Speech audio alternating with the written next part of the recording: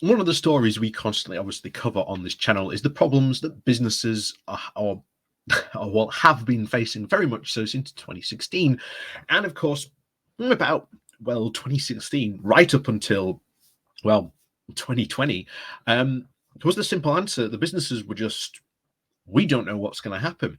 The government aren't telling us what's going to happen.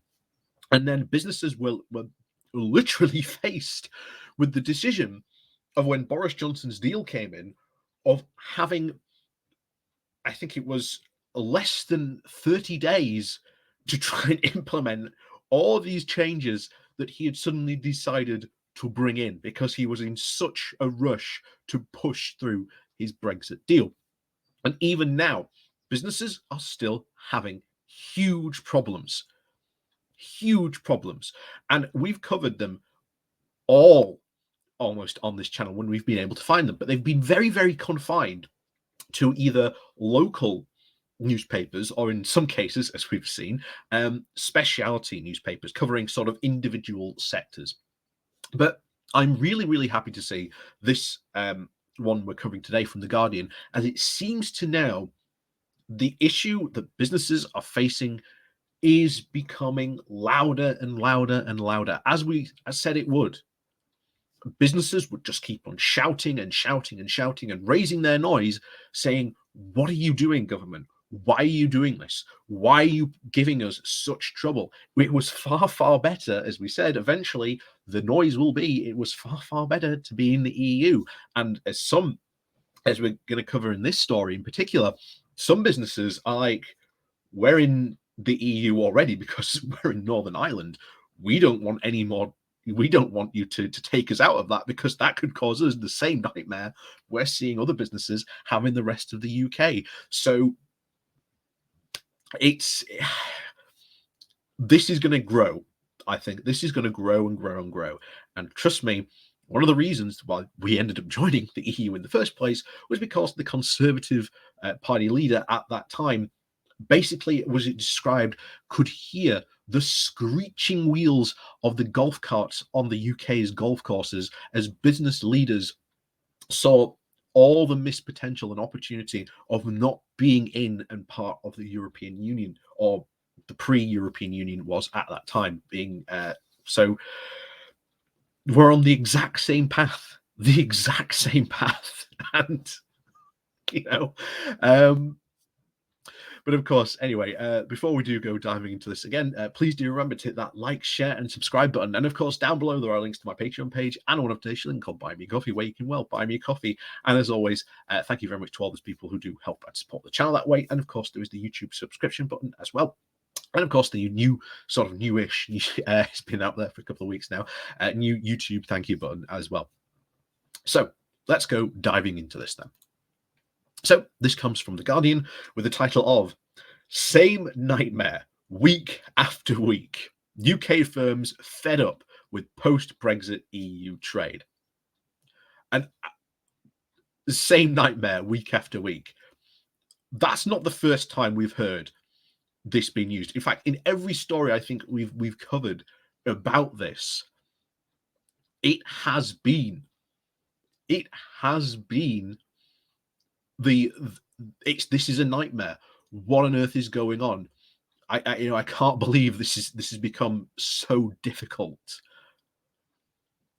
So it doesn't surprise me that this sort of the word nightmare gets used when we see these articles again. So Mark Brealey is frustrated by Brexit. So probably any other business importer and exporter in the UK. More than a year from Britain's formal withdrawal from the EU, on terms agreed by Boris Johnson's government, exporting the goods his company produces hasn't gotten any easier from the London-based manufacturer, describing it as the same nightmare week after week. He says a lot more time is spent with things going wrong. The EU really feels like the hardest place in the world to ship things to sometimes.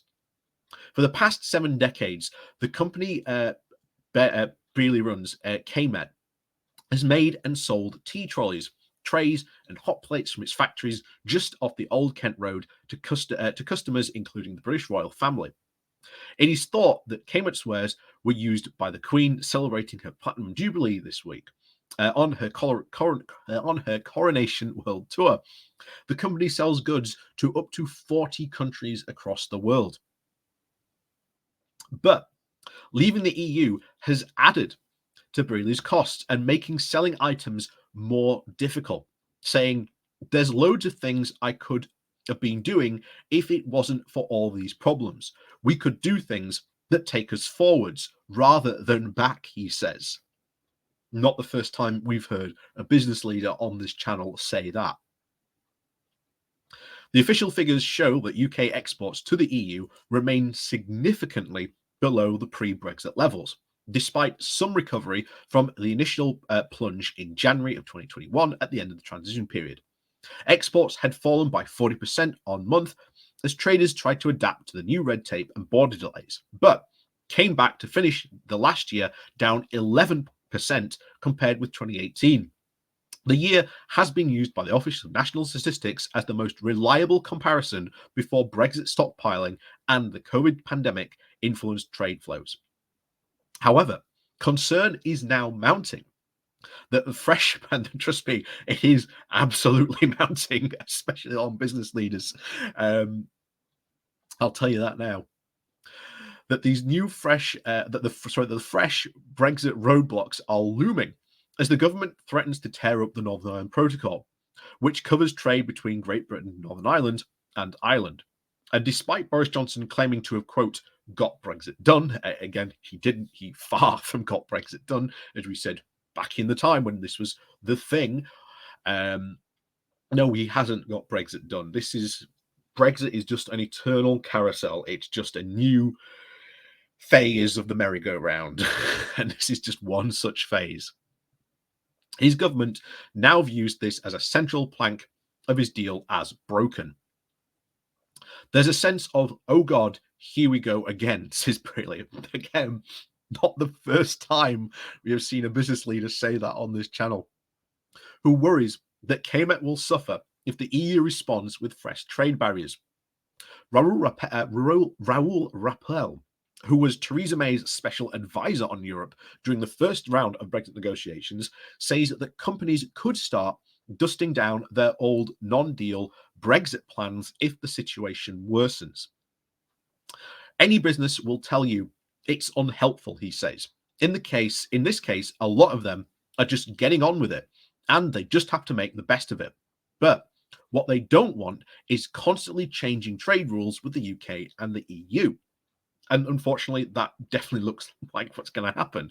There has been no, continuity.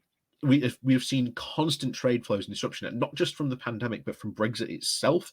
And of course, Brexiteers loved the pandemic because it covered up so much Brexit damage. But continuity is important, and really, since the first proper year of Brexit, we've almost had next to no continuity. The government has constantly kicked down rules for checks and all kinds of stuff, delaying them constantly. Check the port rules we just did before, where ports are now so angry they are now introducing charges to try and gain back some of the money where they spent hundreds of millions of pounds investing in this new infrastructure that is just sat there doing nothing. And what about this guy who runs a business? How much extra money is he now having to pay to do all this paperwork, to make sure it's checked, to make sure it's all done right and proper, and almost not just the paperwork itself, but the time it takes to do that? And earlier he just said, the stuff that he could be doing, but no, he has to spend it on this. This is what every single business in the UK is going through. And the UK itself is not a big enough market to sustain all these companies and businesses. They have to, if they want to grow or expand or, be a good active business, then they have to look at beyond the UK market to exporting. And our closest trading partner, as we have always said and constantly stress, is the EU. Trade gravity is a thing. So anyway, it continues. Despite business concerns of retaliation from Brussels, the government has insisted that pushing ahead is the right thing to do, saying the UK solution to fix the problems with the protocol and protect the Belfast Good Friday Agreement will cut the cost for business, remove unnecessary paperwork, and protect the UK and EU markets, spokesperson said. Because of Brexit, they had to fill out hundreds of extra new red tape and paperwork. And you pushing ahead and trying to remove all this paperwork is probably going to have the exact opposite effect. There could, however, be economic costs. Stephen Bell, the former chair of Philip Hammond's Council of Advisors, he was the Chancellor and now the chief UK economist at Goldman Sachs, says that the most likely outcome is a compromise deal. Still, the risk of significant economic impacts loom if one isn't reached, he warns. Back in 2020, the Office for Budget Responsibility, or the OBR, estimated that a no-deal Brexit would reduce the level of real GDP by an additional 2% in the long run. In addition, the escalation in tension raises the prospect of a trade war, with potential tariffs imposed onto the EU, he says. But this outcome is very unlikely in our view. Even with the current deal, the OBR and the Treasury's economic forecaster expects Brexit to cost the economy about 4% of the GDP over 15 years, double the long-term impact of the scarring from the COVID pandemic. And remember, the sort of damages we saw, if you cast your mind back to sort of 2016, where we were covering this, the worst impact of a no deal was about 8%. A deal, which again is what Boris Johnson has got, is actually coming very much into line, because it was around about 5%. So 4% is really not too far off. What was obviously predicted back then in 2016 of sort of this deal type scenario would lose 5% of GDP. And don't get me wrong, 5% of GDP is a lot to lose. It may sound like a small number, but when you're talking billions and even trillions of pounds of just what that small number really constitutes, that's a lot of money for the Treasury to lose. That's money that we could be investing in this country, but we're not anymore. So there are absolutely economic problems ahead. And they are looming probably very, very much. And I've said before, I really can't predict which way that's going to go. I'm not an economist at the end of the day, but when you read stuff like this and you see there are economic views problems on the horizon, it's worrying. It's really worrying. Anyway, let's finish this off. So, trade figures suggest that UK exporters are already feeling the pinch. And according to the Netherlands Bureau for Economic Policy Analysis, which tracks trends in global trade, exports goods in March from advanced economies, including the US, the UK, Japan, and the Euro area, were about 2% above the monthly average for 2018. After adjusting for inflation in the UK, however, real exports were down almost 22% in the same month. Some scholars have suffered some sectors, though, have suffered a far more dramatic hit than others, which we always said would be the case. Exporters of clothing and footwear to the EU are down by almost 60% compared with 2018. Meat exports have plunged by 25%, vegetables and fruit by 40%, while car exports are down by more than a quarter. These are not good numbers. If you are losing that much potential trade, what percentage of your business is really suffering?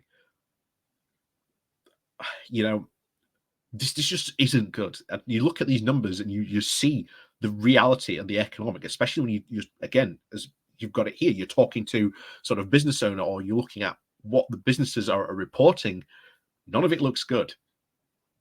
I remember this is the mad, crazy conservative world, libertarian Brexit view of where all these numbers are fine as far as they are concerned. For people like Jacob Rees-Mogg, David Davis, and all etc., all those hardcore Brexiteers, these businesses should be just trading with the rest of the world. That'll make up for it. But no, it's not that easy. Anyway, we'll continue. Paul Ager, the Director of International Affairs at the UK Fashion and Textile Association, you may remember we went over a piece by them just a couple of months ago, says that the outsized hit for his industry is possibly because many of the items sold by UK firms do not qualify for the post-Brexit trade deal. Under its terms, goods must meet the rule of origin requirements, which we always said were going to be a massive thing, which requires certain production of an item to be domestically produced to the benefit from tariff-free access. However, much of the clothing sold by the UK retailers is made in Asia or the US, making it ineligible. They're also finding that customers are very different. They're also finding that customers are very difficult in some countries, particularly around labeling, said Algar. Lots of companies will say we didn't realize how good a deal we had for moving goods from the UK to the EU until we actually left. In one example of shifting trade patterns, Marks and Spencer's is setting up a warehouse to handle EU deliveries of clothing and homewares to reduce the impact of tariffs and export costs. So are many other businesses. The British High Street stalwart said that last week Brexit had cost it over £29.6 million in profits and at least 15 million profits in lost trade. Danny Hodgson, who runs Rivet and Hide, which sells quality men's clothing from stores in London and Manchester, has as well as online. He says that EU sales, which has spent a decade building, plunged by half in the first month after Brexit and have never recovered. It's really frustrating, he said. Rivet and Hide was pushing up prices for EU customers to include new tariffs, VAT, and shipping costs. I hear Johnson boasting about the freight trail and all the rest of it. I don't know how he has got a brass neck to talk about us doing free trade when basically he's the only one imposing sanctions on our businesses. We were freely trading with the EU, and now we've had tariffs imposed on us through our own Brexit deals. Oh, that's me. Oh. With Britain's economy facing the real risk of recession amid the cost of living crisis, Hodgson says that the government has caused harm to the British economy that could have been easily avoided. We're less profitable, and there's a lot more work involved. There's a lot more hassle, but I'm still slogging away at it. In the one day hope that things will improve, he says. But if there's a trade war, it would finish that off. So there is a lot of worry with a lot of businesses out there. And I sympathize with them. I really do. And, I think this is the point where, as we often hoped, again, discussing this back in 2016 almost, in fact, not only 2016, 2017, and really since then, eventually I think businesses will get together and they will just I think businesses should just get their lobbying hat on. They are quite some powerful business lobbies out there, the CBI, UK Chambers of Commerce in particular. Start talking to them. Start telling them, look, leaving the EU was a dumb idea. Start putting pressure on the government to rejoin the single market and customs union. That's what these businesses, I think, really need to do to hopefully get things better, because the only way things are going to get better is buyers rejoining not only the single market, but the customs union and even eventually the EU. That is essentially the only way to do it. But under this current government, not a chance. They are far, far too emotionally invested in their Brexit project, and not until at least the general British public has really turned against the idea of Brexit, which slowly is happening, as you can see from this, will there be a really serious shift. But we also need MPs to stand up to start talking about this. And I know a lot of MPs are very, very frightful about talking about this. I understand Keir Starmer's reluctance to not talk about Brexit because, again, it gives Boris Johnson ammunition. And currently, you don't want to get him at the moment in time any, shall we say, get out of jail free cards. But As always, thank you very much for watching. Do hope you've enjoyed yourselves today. Please do remember to hit that like, share, and subscribe button. And of course, down below there are links to my Patreon page and an organization link called Buy Me Coffee, where you can buy me coffee. And as always, thank you very much for watching, and we'll see you all next time.